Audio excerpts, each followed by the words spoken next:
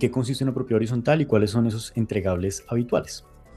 Entonces, el método tradicional indica o habitualmente lo que implica es que el especialista, digamos en este caso, comenzando con los documentos técnicos, el especialista en arquitectura y propiedad horizontal, pues empieza a desarrollar sus planos de pH, generalmente en AutoCAD, por un lado. Luego en un archivo independiente en un Excel monta su cuadro de áreas de propiedad horizontal. Luego en otro cuadro de Excel, de otro archivo, monta los coeficientes. Y luego por último en otro lugar empieza a montar el texto de los linderos, ¿cierto? Que en un Word, mirando con un ojo los planos, con otro ojo el cuadro de áreas y bueno, empezando digamos como a intentar que no se le salga de las manos digamos toda esa información y procurando lo mejor que puede que no haya errores, ¿no? Que no haya inconsistencia, es decir, que ese dato que yo coloqué en el plano sea el mismo que voy a colocar en el cuadro de coeficientes, en el cuadro de áreas, en fin, ¿no? O sea, tiene que tener en su cabeza la necesidad de mantener eso sincronizado.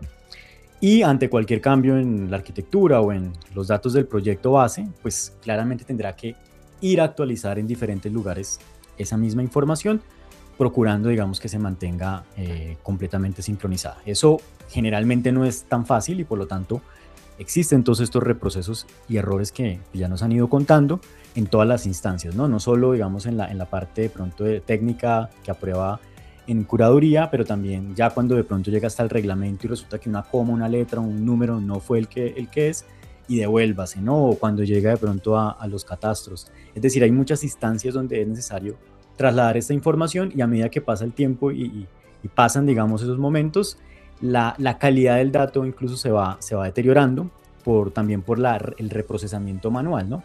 Este dato que yo entrego acá en curaduría me lo aprueban, pero luego cuando tengo que radicar en notaría o radicar para registro y demás, el archivo ya no me acuerdo cuál es, o de pronto era la versión no sé qué, etcétera. Y bueno, ahí empieza, digamos, el problema de la consistencia de información.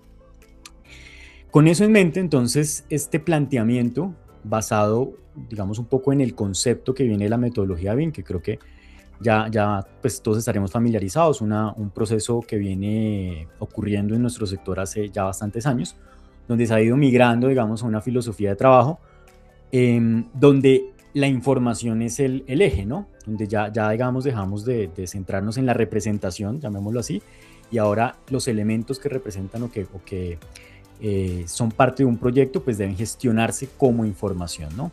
Entonces, eso implica que si uno entiende la metodología BIM, más allá del modelo 3D de Revit o cualquier otro software de estos similares, aunque son obviamente fundamentales también para el desarrollo del proyecto, si uno entiende la metodología BIM como un concepto más amplio, lo que implica es que vamos a gestionar digitalmente toda la información que le corresponda a un proyecto. Y eso abarca aspectos pues, de arquitectura, aspectos técnicos, aspectos de topografía, pero también aspectos jurídicos, aspectos catastrales, temas de notarías, etcétera, ¿no?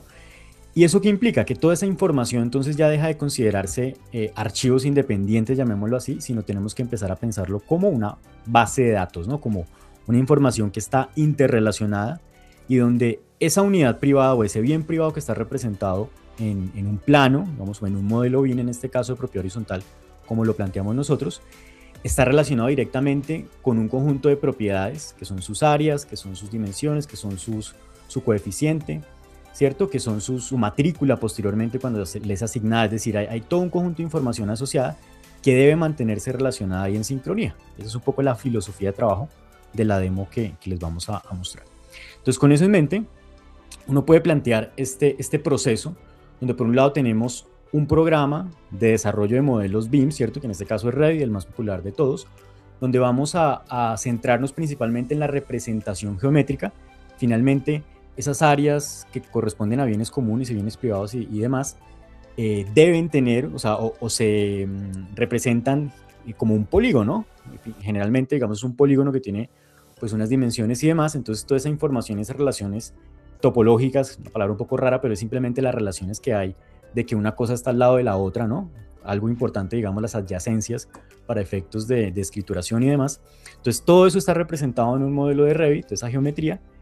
Tenemos, por otro lado, una aplicación, en este caso, digamos, una aplicación web que nos permite caracterizar ese proyecto y esos bienes con todo un conjunto de información Y vía un adding, digamos, una manera de sincronizar esos datos, tenemos ambas fuentes de información alineadas, ¿no? Y eso es lo que luego nos va a permitir exportar la información en los formatos y en los tipos de archivos requeridos sin tener que producirlos manualmente. Es decir, yo ya me centro en construir el modelo BIM de propiedad horizontal, eh, gestionar los datos que representan ese proyecto de propiedad horizontal en un aplicativo web, y ese cuadro de áreas, esos linderos, esos coeficientes van a ser resultados, ¿no? Van a ser exportaciones, manteniendo entonces la consistencia.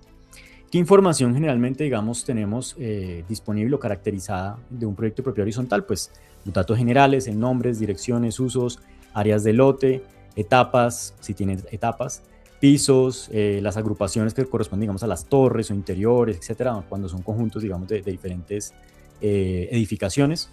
Los bienes privados, ¿cierto? Que tienen todo un conjunto de información, qué tipo de unidades, la destinación que hablábamos, ¿no? Si es un apartamento, un parqueadero, una bodega, etcétera. ¿Qué tipología le corresponde? Generalmente los proyectos inmobiliarios están estructurados alrededor de una tipología que se repite en diferentes lugares, ¿no? Y que comparte, digamos, unas propiedades. El número de esa unidad, la ubicación, en qué piso y qué torre está, la etapa, las áreas, tanto construida como privada, si es libre, construida, común, etcétera. Digamos, toda esa definición de áreas, incluso segregada cuando tenemos, por ejemplo, un apartamento y el balcón y el espacio técnico y la terraza y el patio, cada uno, digamos, con esas áreas perfectamente, digamos, establecidas, las dependencias o espacios que corresponden a esa unidad, la altura libre, dato importante también para temas de uso ya en el mundo real, los bienes comunes de uso exclusivo asignados a esa unidad en caso de que exista esa representación o esa categoría de área en ese proyecto, los coeficientes, dato muy importante que va a ir a diferentes lugares, y los linderos, ¿no? Tanto el texto y descripción escrita como esa geometría, polígonos y mojones, digamos, que representa esa información.